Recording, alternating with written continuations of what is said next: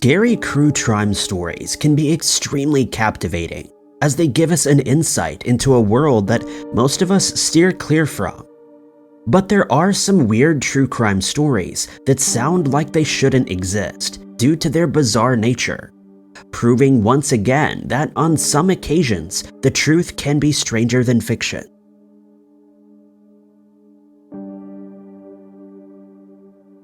Number 5.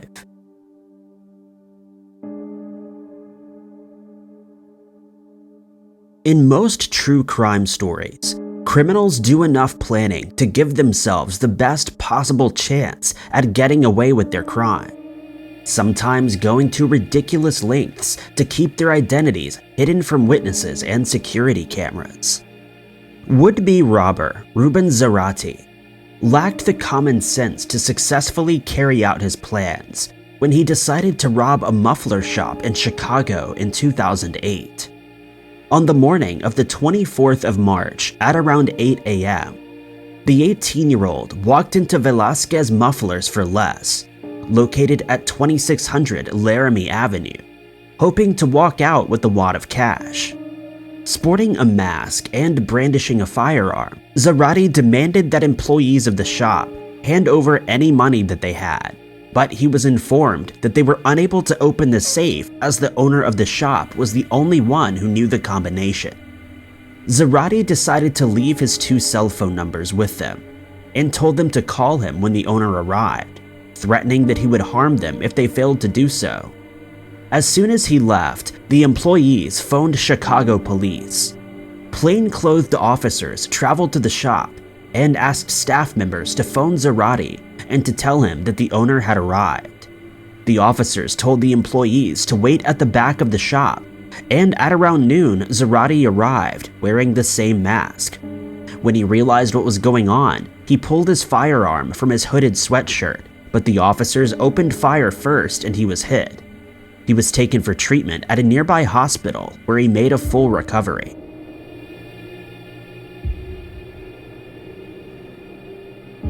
Number 4.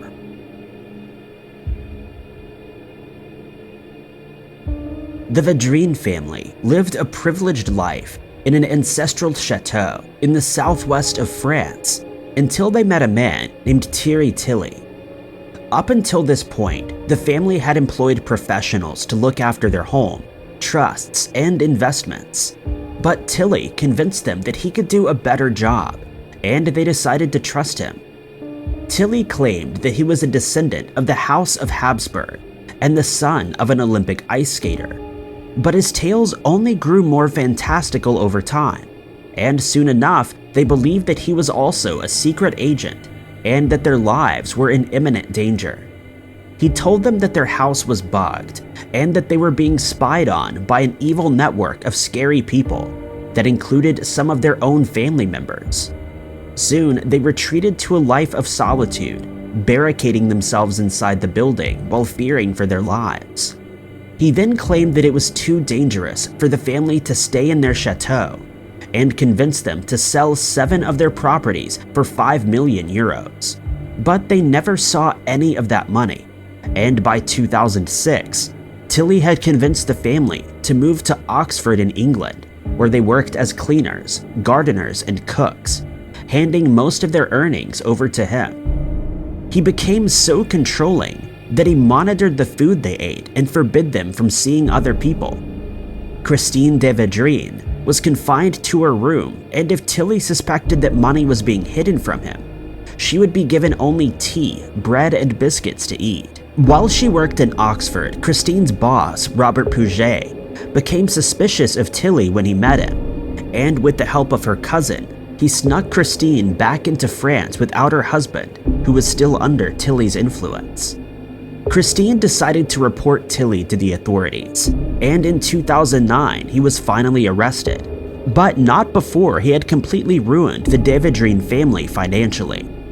At his trial, Tilly was described by prosecutors as a liar and a fantasist who had created an atmosphere of group paranoia and mental destabilization among the family.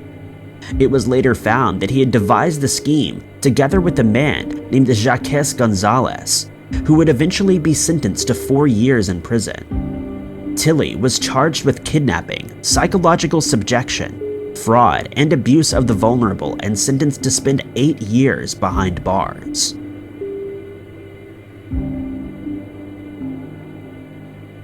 Number 3.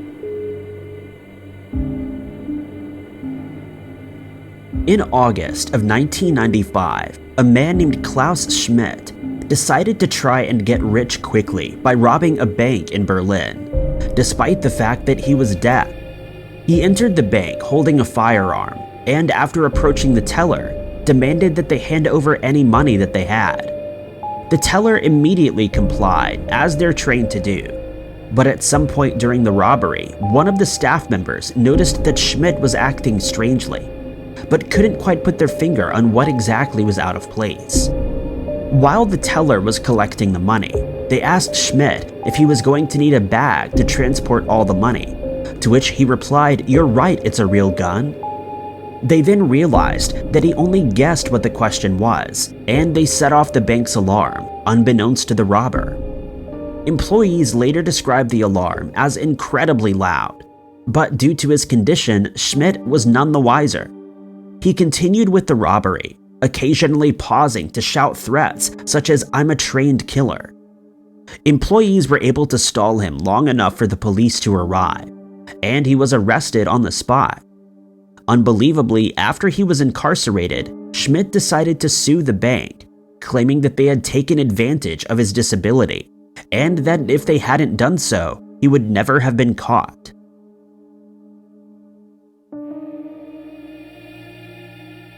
Number 2.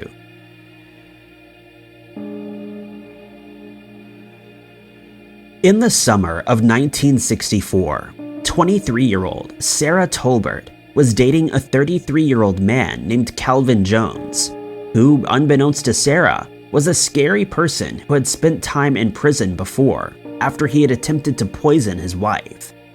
On the 13th of January, the couple booked into a hotel, and just 20 minutes later, started ordering large amounts of wine and whiskey to be sent to their room. Just after 1 p.m. the following day, neighboring guests reported hearing a commotion from their room and heard Jones aggressively yelling at Sarah. A few minutes later, the yelling had stopped, but it was replaced by the sound of someone being assaulted. Soon after, Jones opened the couple's door along with Sarah, who he was barely able to hold upright. A staff member asked if she was alright, to which Jones replied that she had just had too much to drink. In reality, Jones had assaulted Sarah with a hose, and she had lost her life. Jones then placed Sarah into his car and spent the next several hours driving around, seemingly not knowing what to do after committing such a heinous crime.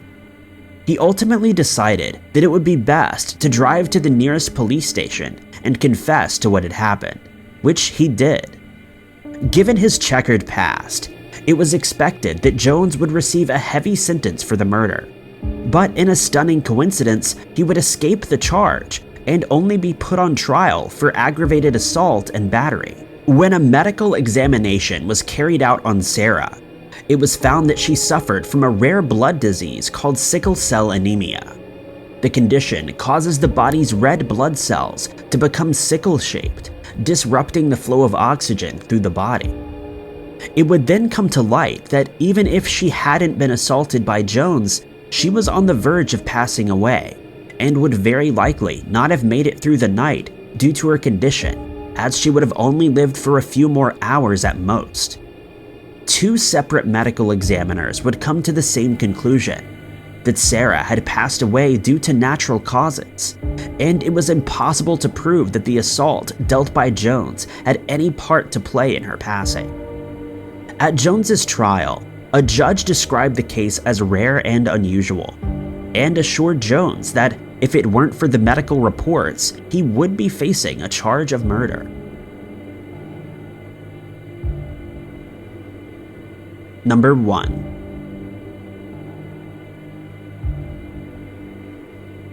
In 1951, Albert Spaghiari was 19 years old, and he had enlisted in the French army as a paratrooper.